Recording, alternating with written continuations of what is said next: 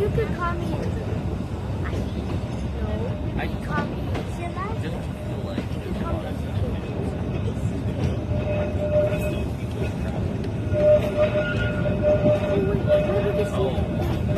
Wait, what's your last name again? I mean, middle name? Zalfa.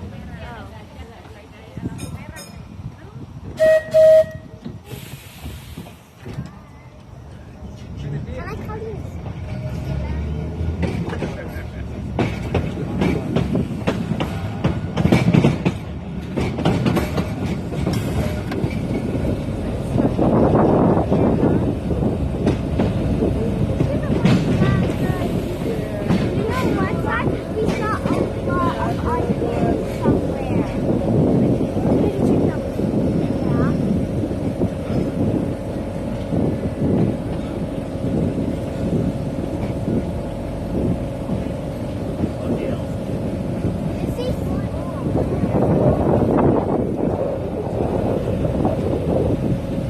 I'll tell you when I see it here.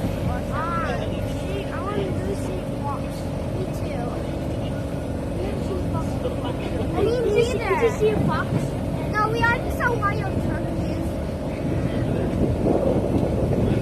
I don't see a fox that hears like wild turkeys. Right? Yeah. Oh, I don't really want to see a squirrel. Because we already see it. Yeah.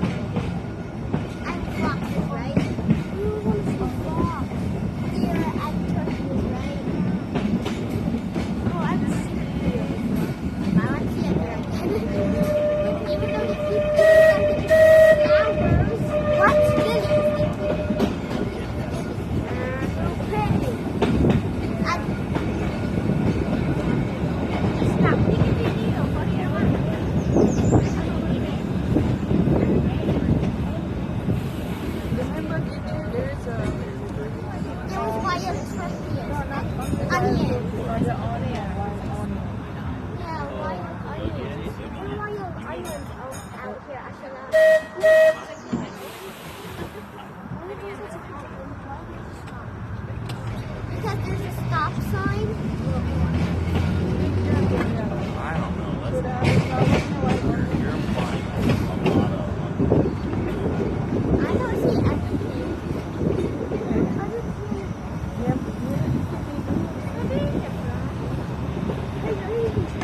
Yeah.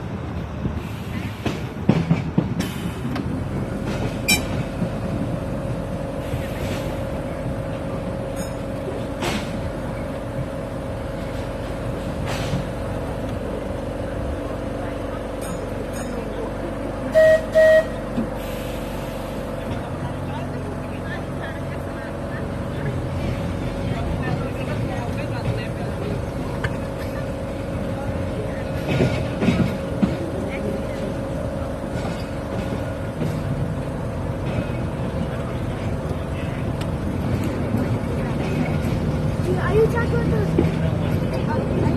wild onions, right? No, I don't know. Yeah, we see them sometimes here a lot.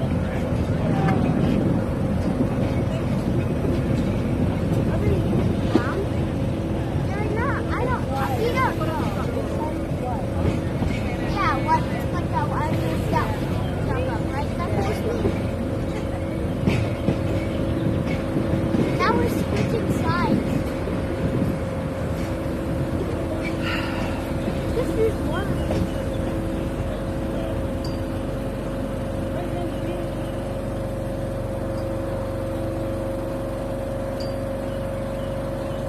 right, I'll let Bill take care of tickets.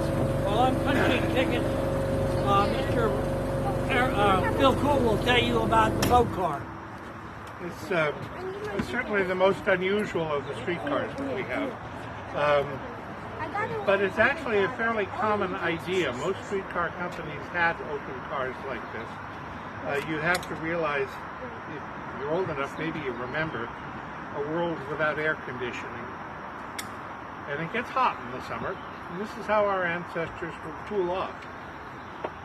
Streetcar companies would have several open cars, and you just take a ride out into the countryside and cool off. Tickets are good till 4:30. Now, the particular fact about this car, it comes from Blackpool, England. And if you don't know Blackpool, it's a resort town on the Irish Sea. Literally, the trolley line runs along the coast. You've got stuff, buildings and things in here, and water over there. Well, in the 1930s, early 1930s, Blackpool Transport Services needed new open cars. And so when they had them built, they told English Electric, the streetcar builder, make the cars look like boats, because of all of our passengers are used to seeing boats in the Irish Sea over here.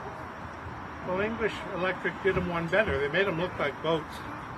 But as you heard, they made them sound like boats too. This car does not have a gong the way most streetcars do. It has an air whistle, just like a ship would have.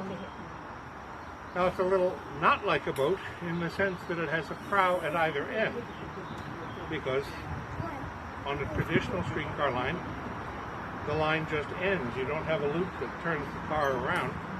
The car has to go the other direction. The motorman just picks up the controls, takes them to the other end of the car, and off you go. Now, if you think about it for a minute, if I went for the other end of the car and started to go from there, all of you would be riding backwards. Most people don't like that. So these streetcars' seats are specially designed. And we're going to ask you to do this come the end of the ride. You very gently take the back of the seat and you pull it in the opposite direction. And now it faces the other way. We're going to do that because when we get back, this end is going to be inside the car barn and will be facing the wrong way. This particular car was built in 1932. They were taken out of service during the Second World War because it was not considered patriotic to go to pleasure beaches, resort towns during the war, not to mention a little dangerous. But after the war, they came out of storage. They ran in service and were extremely popular until we get to the 1970s. A couple of them start to be taken out of service then. This particular car had a strange history. It got sent to the United States for the bicentennial celebrations in 1976. It was running in Philadelphia. It then got sent to Cleveland, where it was operated by a trolley museum there. And then that museum went out of business and we got it. Now, to the best of our knowledge, which isn't necessarily perfect in this case, there are 3 of these cars left in this country. 2 in San Francisco and 1 here. I believe Blackpool Transit has a couple more not in service, but serviceable if they ever decide to come back in service. Anyway, that's the history of this car. Excuse me. Before we go back, are there any questions either one of us can answer about either this car or the museum? Hearing none. Oh, I should tell you one other thing about this car. You'll see that it takes 2 people to run it. All of my attention is on driving the car. I pay no attention to what's going on in the car. That's what our conductor is for. Now, it means that conductor is in charge of the car. So I can stop this car whenever I want to. But we don't go until the conductor says we can go. And he does that by giving me a signal with a bell. And I answer his signal with a whistle. And off we go. So when he gives me a signal, we'll go. Ready to go? Whenever you are.